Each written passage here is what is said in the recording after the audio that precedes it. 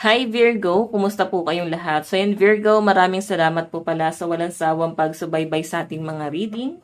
And kung ikaw ay bago pa lang sa ating channel, mag-subscribe na po kayo. Then i-click mo na rin yung ating notification bell para lagi kang updated sa ating mga bagong upload.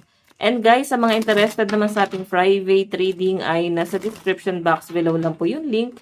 Message nyo lang ako guys, okay? So tignan natin. Ganap sa inyo this week.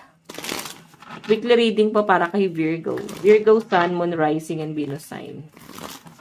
Virgo, Sun, Moon, Rising, and Venus sign. Ganap sa inyo this week. Virgo. Virgo, Sun, Moon, Rising, and Venus sign. Virgo, ganap po. Spirit guide. Meron tayong treat yourself. Eat whatever you want. So, ayan. Ngayon mo lang, guys, parang nare-realize na parang para naman sa sarili ko, no? And mas nakikita ko yung energy na parang gusto niya atang maghanap ng trabaho or mag-explore. Ayan, no?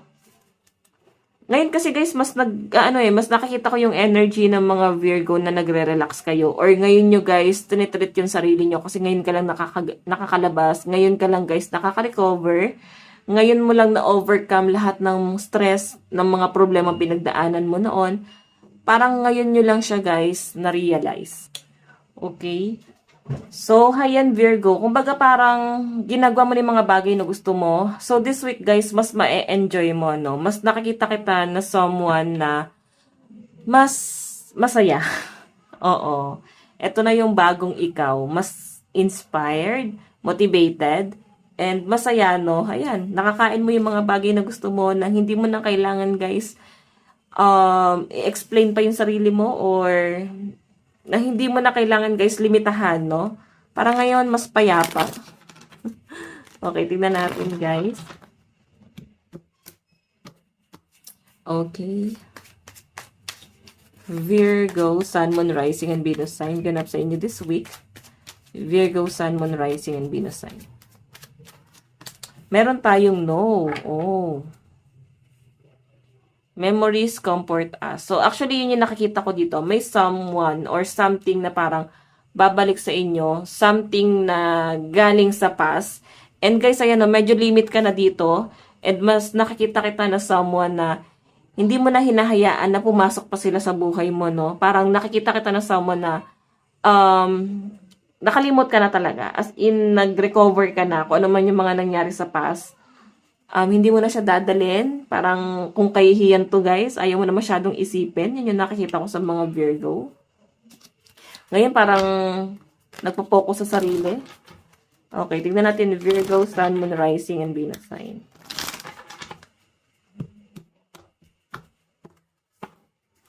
Virgo. Virgo, Sun, Moon, Rising, and Venus sign. Meron tayong turn your tongue 7 times in your mouth before speaking. So guys, ito meron kang parang meron ditong someone na nagagalit or naiinis na parang ang dating sa akin, hindi mo naman kailangan mag-explain sa taong to. Ayan, no? Ikaw yung aalis. This week may pagtatalo pero mas nakikita kita na someone na kaya mo na ipagtanggol yung sarili mo, na hindi mo na para i-explain pa yung sarili mo, na parang bahala na siya. Kung ano yung gusto niyang isipin, bahala na siya kung ano man yung gusto niyang gawin sa sarili niya. Basta mas nakikita kita dito na gusto mong mag-focus. Mag-focus na lang muna sa sarili mo. Ayun. And parang meron kang ima-master na baka nagpaplano yung iba sa inyo, Virgo, na magbukas ng restaurant or something na kainan. Kaya lumalabas to. Pero baka kasi guys, ang daming kumukontra sa mga plano mo. Okay. Tingnan natin. Virgo.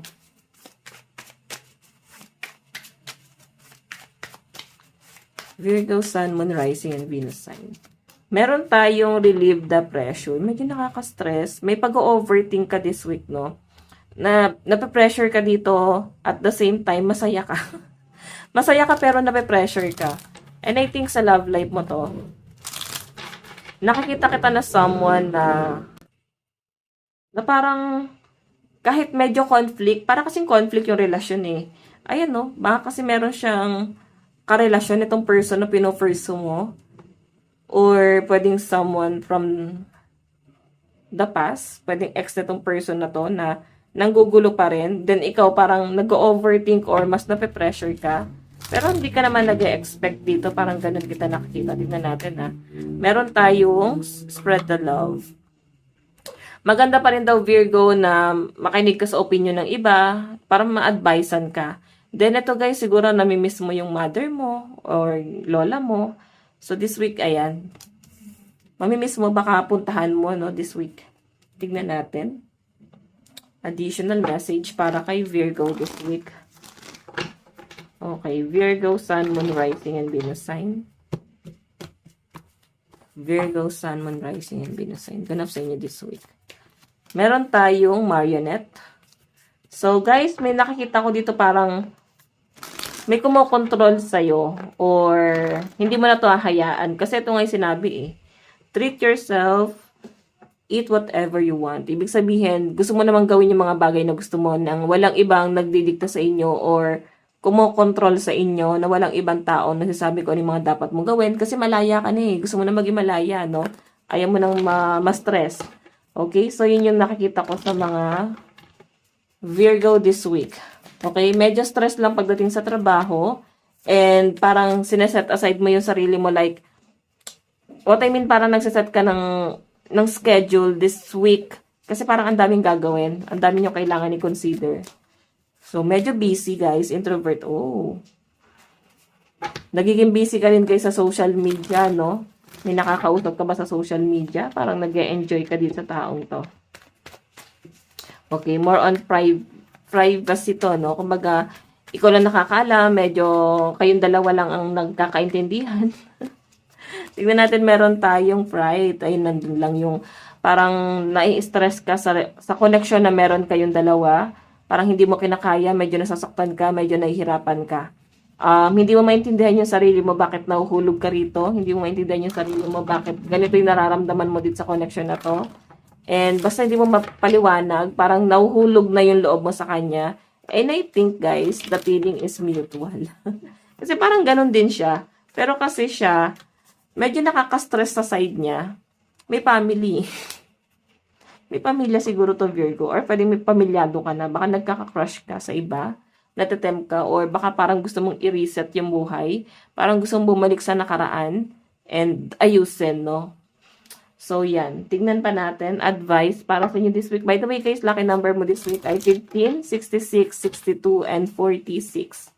Tingnan natin. Advice. Meron tayong you are worthy. So, guys, worth it lahat ng ginagawa mo. And ikaw yung tipo ng tao, guys, na mapagbigay, mapagmahal, maalaga. Huwag mong sayangin yung sarili mo sa ganito. Huwag mong sayangin yung sarili mo sa mga bagay na hindi ka naman na-appreciate. Okay? So, guys, ito lang po ang inyong reading. Maraming salamat. God bless and love you. Bye-bye!